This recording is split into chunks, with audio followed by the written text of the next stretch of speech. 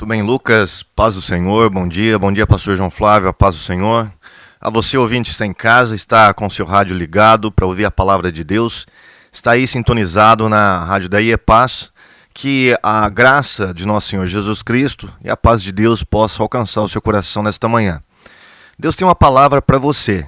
Se você está com o seu coração aberto, você vai encontrar a palavra de Deus. E eu gostaria de fazer uma meditação em um trecho das Escrituras Sagradas que se encontra em Colossenses, capítulo 2. Vamos meditar especialmente no versículo 14. É uma carta que o apóstolo Paulo escreve aos Colossenses e ele tenta mostrar aos Colossenses como eles estão em Cristo. Qual a posição deles em Cristo Jesus? O versículo 14 diz assim: E havendo riscado a cédula que era contra nós, nas suas ordenanças, a qual de alguma maneira nos era contrária, e a atirou do meio de nós, cravando-a na cruz. O versículo 15 ainda. E despojando os principados e potestades, os expôs publicamente, e neles triunfou em si mesmo. A partir do verso 4, o apóstolo Paulo ele vai dar algumas advertências àqueles crentes. O que estava acontecendo na igreja de Colossos? Havia entrado naquela comunidade cristã algumas doutrinas que ensinava que os crentes ali agora deveriam não só mais ter a fé apenas em Cristo. Eles deveriam fazer alguns rituais, acreditar em mais algumas coisas, para se sentirem salvos, para se sentirem completos, para de alguma maneira alcançar a plenitude da salvação. Dentre essas coisas envolvia culto aos anjos, rituais, abstinência de alimentos, guardar festas, observar dias. Dentre todas essas coisas, aqueles mestres que haviam entrado dentro daquela igreja, mestres, diga-se de passagem, falsos mestres, pessoas que estavam ensinando os colossenses que apenas a fé em Cristo não era suficiente, não era suficiente para que eles alcançassem e se mantivessem na salvação. Paulo, então, vai escrever a sua carta aos Colossenses para tentar consertar esses erros e explicar o que é realmente o verdadeiro evangelho em Cristo Jesus, qual é a verdadeira atitude do cristão perante as realidades espirituais. E ele vai dizer aqui, a partir do verso 4, o seguinte: E digo-vos isso para que ninguém vos engane com palavras persuasivas. Ele vai dizer ainda no verso 18: Ninguém vos domine ao seu bel prazer. Verso 16: Ninguém vos julgue. Então Paulo está preocupado que aqueles crentes, de alguma maneira, estavam decaindo da fé, usando aí uma expressão que ele vai usar lá em Gálatas, né? Decaindo da fé. Porque eles estavam sendo enganados. Eles estavam sendo mais do que enganados. Ele vai dizer no verso 18 que eles estavam sendo dominados por aqueles mestres. E ele vai prosseguir no verso 5, olha. O verso 16. Verso 5 ainda. Porque ainda que esteja ausente quanto ao corpo, contudo em espírito estou convosco, regozijando-me e vendo a firmeza, a vossa ordem, a firmeza da vossa fé em Cristo. Como recebestes o Senhor Jesus, assim também andai nele, arraigados e sobreedificados nele, e confirmados na fé, assim como fostes ensinados e abundando em ação de graças. Tendo cuidado para ninguém vos faça presa sua por meio de filosofias e vãs sutilezas, segundo a tradição dos homens, segundo os rudimentos do mundo, e não segundo Cristo.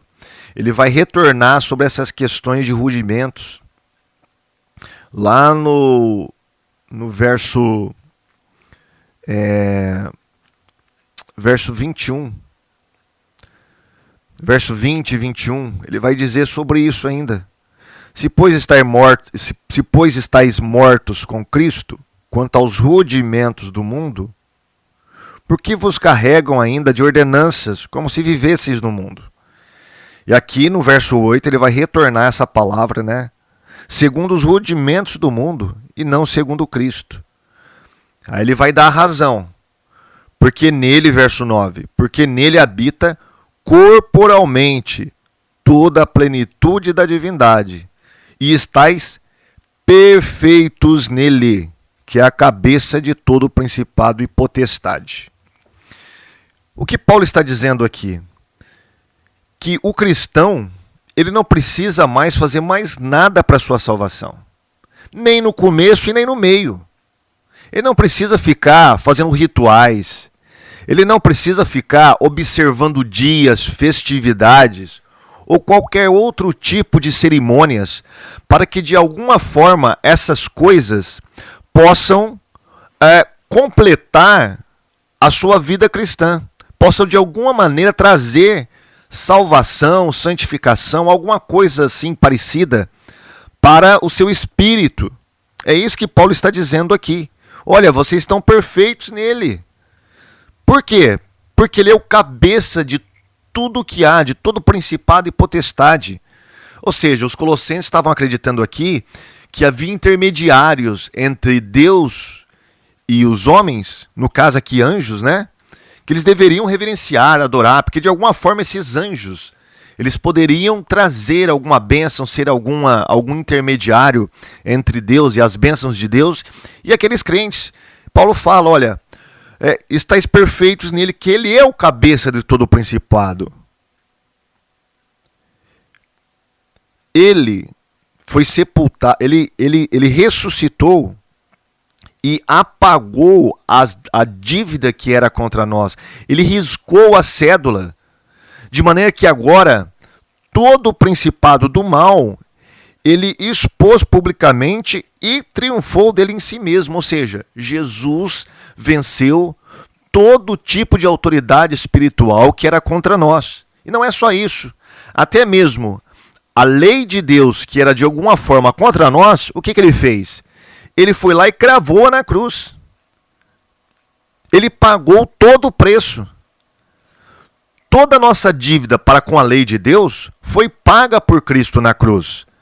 Então Paulo fala, olha, se tudo foi pago na cruz, se Cristo é o cabeça de todo o principado, se você está perfeito em Cristo, para que você tem que ficar se sujeitando a essas coisas do mundo? Tem muitos crentes ainda estão sujeitos às coisas do mundo. A sua salvação está garantida apenas se ele dá o dízimo, se ele é uma pessoa que usa certos tipos de vestimentas, se ele é uma pessoa que não come certo tipo de alimento, se ele é uma pessoa que observa certos dias particulares, se ele é uma pessoa que faz isso ou aquilo, se ele jejua não sei quantos dias por semana. Então, se ele não fizer nada disso, parece que ele está incompleto. Mas aqui Paulo fala, você está completo em Cristo, você está perfeito nele. Por quê? Porque ele riscou o que era contra você. Porque ele triunfou sobre as potestades do mal. Não há mais nada no universo que nos separe do amor de Deus, como ele vai falar lá em Romanos, né? Todas as coisas cooperam para o bem daqueles que amam a Deus, e todas as coisas que Cristo fez por nós.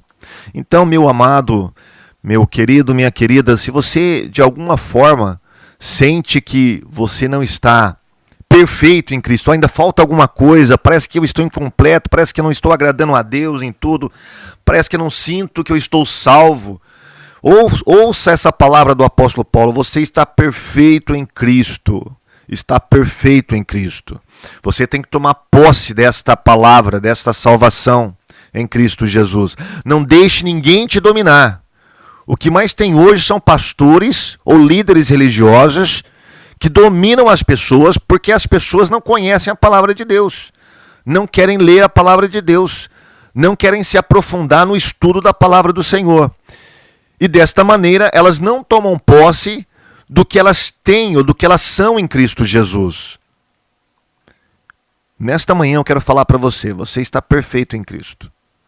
Você tem tudo que Cristo trouxe para você. E isso é o bastante, isso basta. Toma posse dessa palavra, toma posse dessa salvação. Quero fazer uma oração com você. Onde você estiver, você fecha os seus olhos e vamos entrar no trono da graça. Senhor, meu Deus, meu Pai, nós apresentamos a Tua palavra e a Tua palavra nos diz que nós somos completos em Cristo. Jesus rasgou a cédula que era contra nós, triunfou sobre a potestade do mal, ó Deus, e nos trouxe essa bendita salvação. Senhor, faz com que essa pessoa, de alguma forma, se ela estiver com algum problema na sua mente, em dúvida, Senhor, sobre a sua salvação, sobre a sua posição em Cristo, que essa palavra possa entrar em seu coração e possa, Senhor, trazer, Senhor, a plenitude do conhecimento do que ela é em Cristo Jesus. É isso que eu te peço e te agradeço nesta manhã, em o nome do Senhor Jesus. Amém.